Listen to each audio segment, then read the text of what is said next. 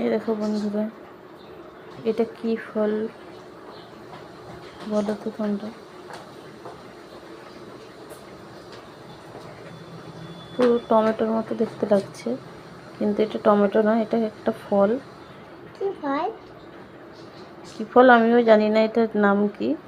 তোমরা যদি কেউ জেনে থাকো, দাঁড়াও, তোমরা যদি জেনে থাকো তাহলে কমেন্ট করে জানাবে। এই যে ভেতরটা এরকম, এই একটা দানা আছে।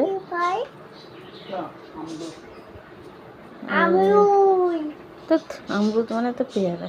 খেয়ে দেখ দেখি, খেয়ে দেখ, খেয়ে দেখ কেমন, একটু দেখ। টক,